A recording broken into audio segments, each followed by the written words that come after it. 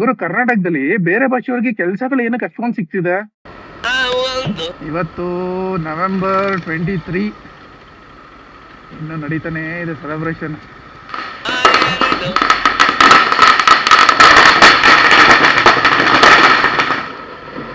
ಏನಿವತ್ತು ಎಲ್ಲ ಕಡೆ ಹಬ್ಬ ಮಾಡ್ತಾ ಕೂತವ್ರಲ್ಲ. ಬೇರೆ ಯಾವ ರಾಜ್ಯದಲ್ಲಾದ್ರೂ ಅವ್ರ ಭಾಷೆಗೆ ಇಷ್ಟು ಪ್ರಿಯಾರಿಟಿ ಕೊಟ್ಟು ಹಬ್ಬ ಮಾಡೋದು ನೋಡಿದೀರಾ ಗುರು ನೀವು? ಇಲ್ಲ, ಚಾನ್ಸೇ ಇಲ್ಲ, ನೋ ವೇ. ಇದು ಕರ್ನಾಟಕದಲ್ಲಿ ಕನ್ನಡಕ್ಕಿರುವಂತ ತಾಕತ್ತು. ಯಾವ್ದೇ ಒಬ್ಬ ಕ್ರಿಯೇಟರ್ ವಿಡಿಯೋ ಕ್ರಿಯೇಟ್ ಮಾಡ್ಬೇಕಿದ್ರೆ ಏನೇ ಹೇಳ್ತೀವಿ ಗೊತ್ತಾ, ನಾವೆಲ್ಲ ಕನ್ನಡಿಗರು ಫಸ್ಟ್ ಕನ್ನಡದಲ್ಲಿ ಮಾತಾಡೋಣ, ಬೇರೆ ಭಾಷೆಯವ್ರಿಗೆ ಕನ್ನಡ ಕಲ್ಸೋ ತರ ಮಾಡೋಣ ಅಂತ ಅನ್ಕೊಂತೀವಿ.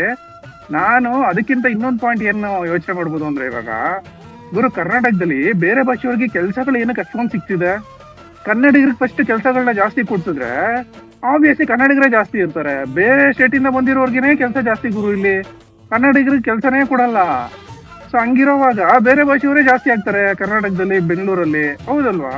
ಸೊ ಕನ್ನಡಿಗರು ಕನ್ನಡ ಮಾತಾಡಿ ಅಂತ ಹೇಳೋದಕ್ಕಿಂತ ಮುಂಚೆ ಕನ್ನಡಿಗರಿಗೆ ಫಸ್ಟ್ ಕೆಲಸಗಳನ್ನ ಕೊಡಿ ಕರ್ನಾಟಕದಲ್ಲಿ. ಕರೆಕ್ಟ್ ಆಗಿ ಹೇಳಿದ್ರಿ.